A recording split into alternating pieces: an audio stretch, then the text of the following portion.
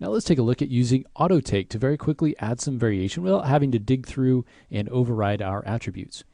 So let's say that we want to add some variation to this countertop. Okay, so what we want to do is add a new take. We can either hit this button or just double click, and it'll create a new child take of the main take. We'll call this counter edge. And what we want to happen is we want to change sort of the bevel on the edge. So instead of going in and finding that and creating an override, I'm just going to turn on auto take. So now if we go back, we've got this take selected. If we go back and find that object, so it's going to be the vanity counter, you can see all these attributes are blue. So what I want to do is come in and modify the fillet. So maybe I want to round off the edges a little bit more, maybe add a few divisions, make it a little bit more rounded on the edge.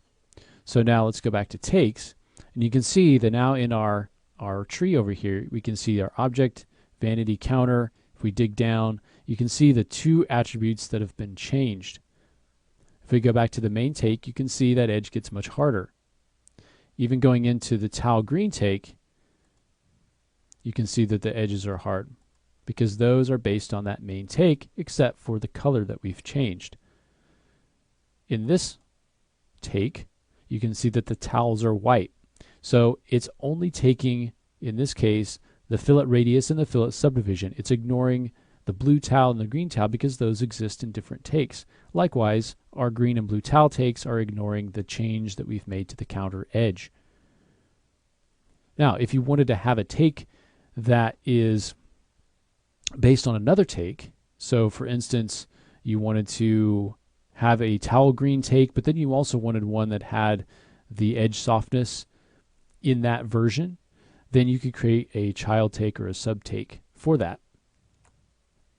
And we'll look at creating those coming up in the next lesson. But for now, I just want you to focus on the auto take, go through and make some modifications. You can do it with primitives, or you can use this project file if you want to. The key is, instead of going in and finding this fillet radius and the fillet subdivision and explicitly saying I want to override it, we're just turning on this auto take button, and then anything that we change while we have this take selected is going to be reflected in here. So if we were to come in and change the size of this, make it thicker, you can see that's now added to this take. If we go back, you can see how that size changes. So it all depends on what take you have selected and what attributes you're changing. This can make things go a little bit quicker than having to go in and choose the size and hit override and then changing that value. Auto take will allow you to do it very, very quickly. Okay, so the next thing that we want to take a look at is creating a sub take. So we can create variation based on other variations that we've created in other takes. Let's do that next.